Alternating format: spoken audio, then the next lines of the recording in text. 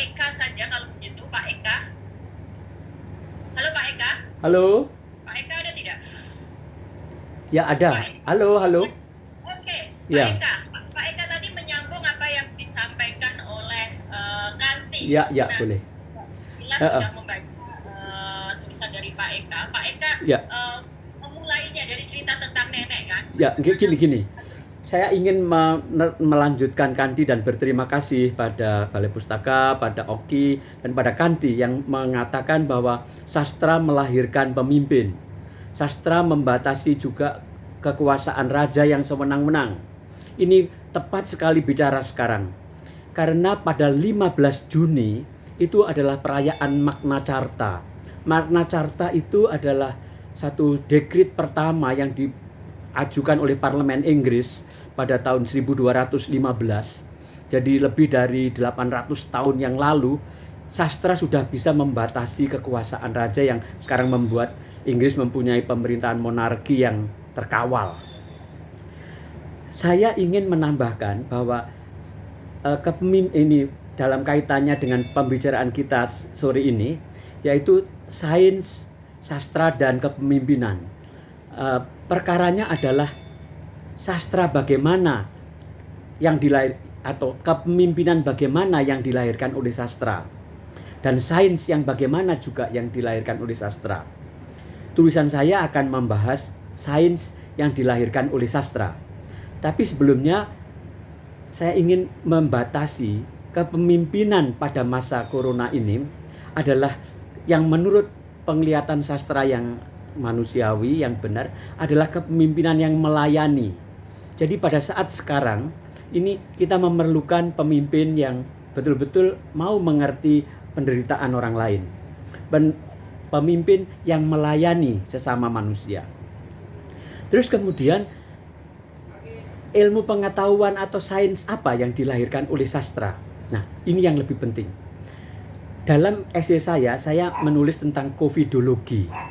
Jadi sastra dalam banyak contoh itu melahirkan ilmu. Itu dari dulu. Dan bencana juga melahirkan ilmu. Ketika Gunung Krakatau meletus, kita mendapat ilmu baru, yaitu namanya vulkanologi. Nah, ketika COVID-19 ini marak, sastra mengharapkan lahir covidologi. Jadi ada ilmu tentang COVID yang betul-betul dimaknai, diperdalam, bahkan dibuat cabang-cabangnya.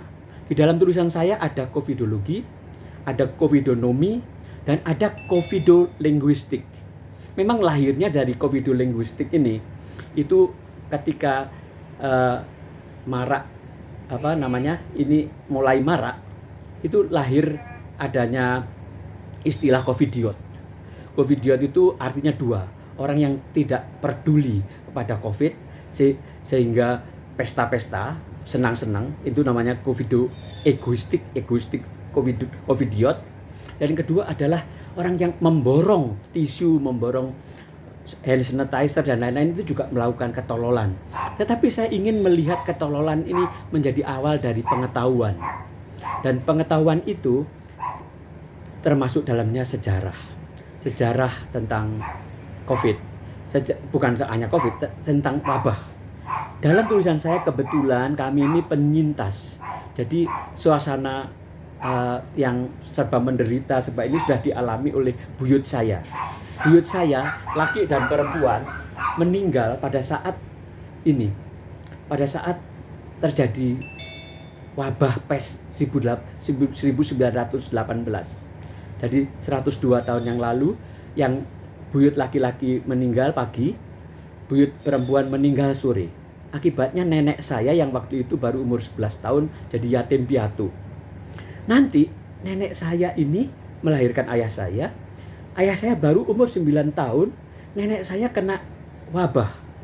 Waktu itu difteri tahun 1938. Dan memang lebih parah. Suasananya parah sekali. Dan apa yang terjadi? Nenek saya meninggal, ayah saya baru umur 11 tahun. Kemudian selama dari tahun 38 sampai tahun ini tidak ada epidemi atau pandemi yang besar-besaran gini. Tetapi kita mengalami pandemi-pandemi kecil, epidemi namanya, yang ada demam berdarah, ada macam-macam di situ yang memang terjadi hari-hari, dan itu dirasakan oleh adik-adik saya, oleh anak saya sendiri ketika masuk Karolus kena demam berdarah di Jakarta tahun 80-an itu, dan diikat dan ibunya tidak boleh pegang, dan kita semua menderita. Meskipun begitu, penderitaan yang akibat virus corona ini jauh lebih besar. Kenapa? Karena virus corona tidak hanya menghancurkan keluarga. Virus corona menghancurkan logika. Bayangkan, dulu selama beribu-ribu tahun ada nasihat, kalau mau jadi pahlawan, itu lakukan sesuatu yang berarti, lakukan sesuatu yang berguna. Nah, sekarang kalau mau jadi pahlawan, jangan berbuat apa-apa, tinggal saja di rumah. Ini kan betul-betul menghancurkan logika. Logika lain, kita harus merangkul orang, kita harus dekat dengan semua orang, bersaudara dengan semua orang. Tetapi pada saat yang sama, pada masa corona ini, kita dilarang dekat. Paling dekat 1 meter. Bahkan dengan anaknya sendiri, bahkan dengan cucunya sendiri, kakek tidak boleh ketemu, nenek tidak boleh ketemu, ayah dan ibu lebih baik pisah dulu. Nah, hal-hal yang seperti ini saya kira akan lebih parah. Dan ini harusnya melahirkan ilmu pengetahuan yang lebih besar, membuat manusia yang lebih bijaksana, membuat manusia yang lebih cerdas. Meskipun dalam tulisan saya itu disimpulkan bahwa menjadi manusia yang lebih cerdas, menjadi manusia yang lebih bijaksana, bukan berarti menjadi manusia yang lebih merdeka. Bahkan lebih kurang merdeka. Dan itu saya kira bisa dibaca sendiri nanti. Terima kasih, saya kira itu paparan saya. Cukup. Terima kasih. Saya